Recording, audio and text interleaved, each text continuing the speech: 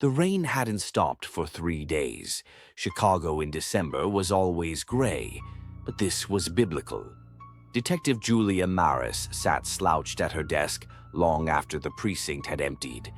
A rotary fan in the corner clicked faintly, slicing the silence with mechanical patience, as if it were the only thing keeping time from folding in on itself. Then there was the envelope. It hadn't been in her inbox earlier. Julia was sure of that. Now it sat perfectly centered on her desk, a manila rectangle thick with intent. No postage, no address, no smudges. Just a single symbol, drawn with ink the color of old blood, where a name should have been. Inside was a single sheet of paper, not just typed, punched with eerie precision. The letters were uniformly spaced, too clean. It felt mechanical but not modern. Mirrored Latin characters, spirals, glyphs that seemed impossible to type. She felt it before she understood it. This cipher wasn't written to be solved. It was written to be read by someone specific. At the bottom of the page, just beneath the final line of symbols, in handwritten black ink, quick, confident strokes, were 6 words. "I know you, Julia. I've always known you." Her stomach dropped. The temperature in the room seemed to plummet. She scanned the room reflexively, as if expecting to see someone standing just outside the reach of the lamp's glow. Then her eyes fell back to the cipher, and she noticed something buried in the first few rows. Not symbols, but words. Familiar ones. Project Mirror. That program had been sealed, redacted. It wasn't on any official record. Back during her time in naval intelligence, Julia had been recruited for a Black Cell initiative, a program designed to replicate the thinking of unstable foreign agents through psychological projection and mirror-based neuro-linguistic triggers. Only a handful of people had known it existed, and all of them, as far as she knew, were dead. Except her. She flipped the page over. Nothing. No signature. No hint. But she felt it. Something unseen had reached out and touched her from the dark. As the rain hammered against the windows, Julia sat frozen, staring at the cipher. The symbol on the envelope was burned into her mind now. It wasn't just a mark. It was a summons. And whoever had sent it wasn't just mimicking the Zodiac. The next day, a body turned up. Female, late 30s. No ID. The woman's mouth had been sewn shut, her hands placed gently over her chest. On her body, carved with surgical precision, was a familiar mark. The crime scene photos shouldn't have disturbed Julia more than usual, but there was something in the victim's eyes.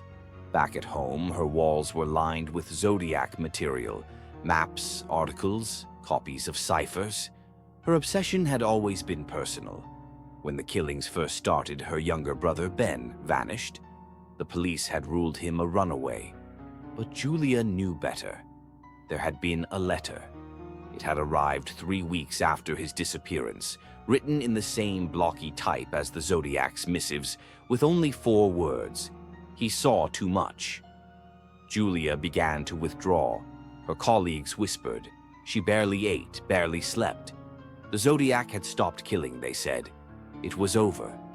More ciphers came, each more complex than the last. But these weren't sent to newspapers. They were left in her mailbox, on her windshield, once taped to her bathroom mirror when she was sure she'd locked every door.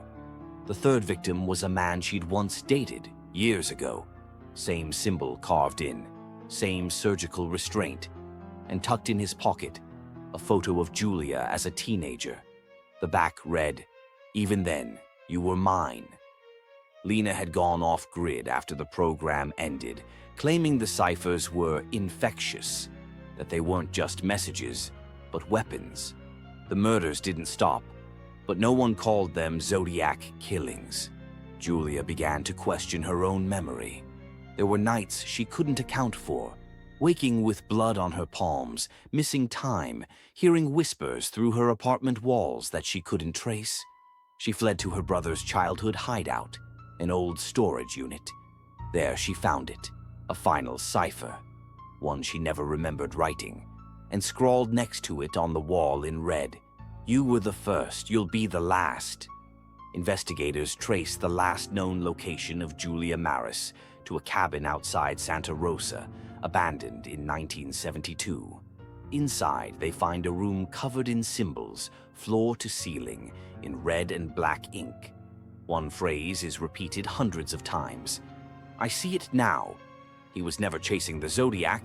He was the Zodiac. He shifted, became something else. A thought, a code." Julia cracked the final one. A podcast host researching the Zodiac sits in her studio, poring over newly digitized case files. It's garbled, metallic, looping. At first it's nonsense, but slowly, unmistakably, words form through the static. "Hello again. I'm still here. I've always been here. And now so are you."